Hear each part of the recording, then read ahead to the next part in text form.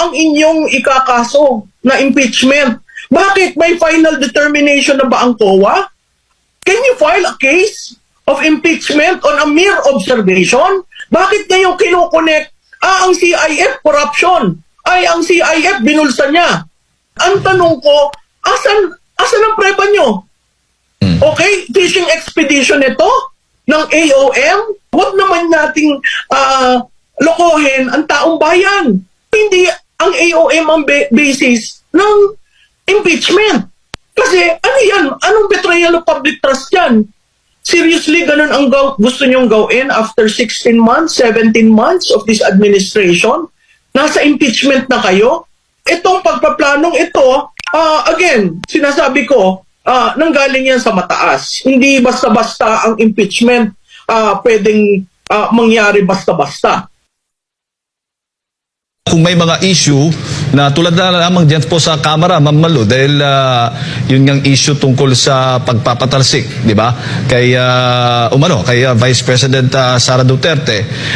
Kapag bukod nga sa magkakaroon ka ng budget, pagdating sa mga issues, sa mga didesisyonan, lahat ay required ba? Mandato na kung ikaw ay nasa isang partido na, dapat ay suportahan kung ano mang magiging desisyon na isang nangungunang partido. Oo, Jay, makikita natin dito sa 19 Congress, kung hindi ka pumirma ng isang resolution, naalsin kita. So talagang, yun yung disiplina, sumunod ka. Ngayon, dito sa sinasabing impeachment, no? Hindi ko maintindihan, ano ang kaso? Kasi ang impeachment, several things yan eh. Meron tayo sa Constitution, mga 5 bagay. Treason, bribery, other crimes, graft and corruption, betrayal of public trust. Ano ang inyong ikakaso na impeachment? Bakit may final determination na ba ang COA?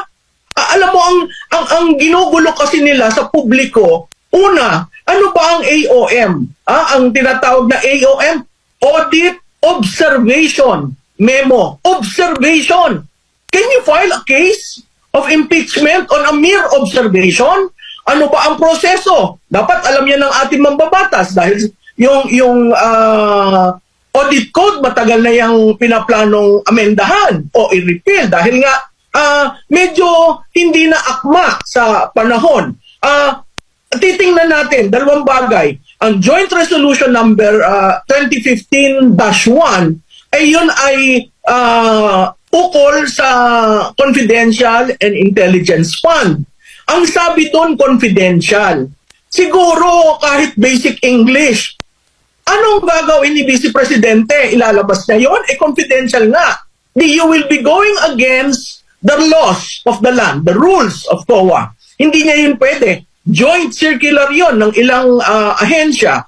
Ngayon, pumunta tayo sa AOM. Ang AOM may COA Circular 2009-006.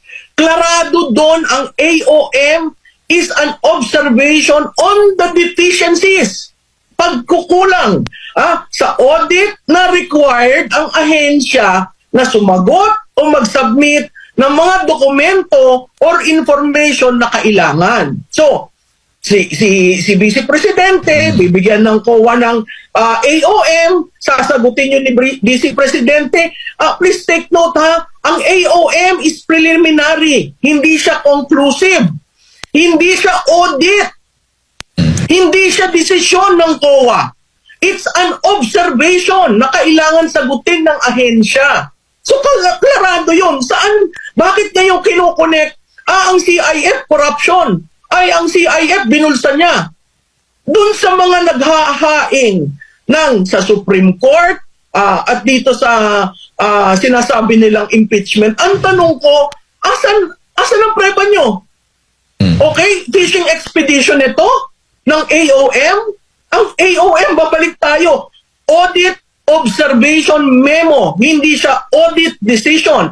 Ang audit decision kasi, ina-allow, dinidisallow, sinususpend. Wala pa tayo dun. Ang AOM is for compliance, not a finding of fault, not a finding of cause. So, again, babalik tayo. Huwag naman nating lokohin ang taong bayan na may CIF siya o action yun. May CIF siya ng 19 days. Pag nanakaw yun, asan ang preba nyo?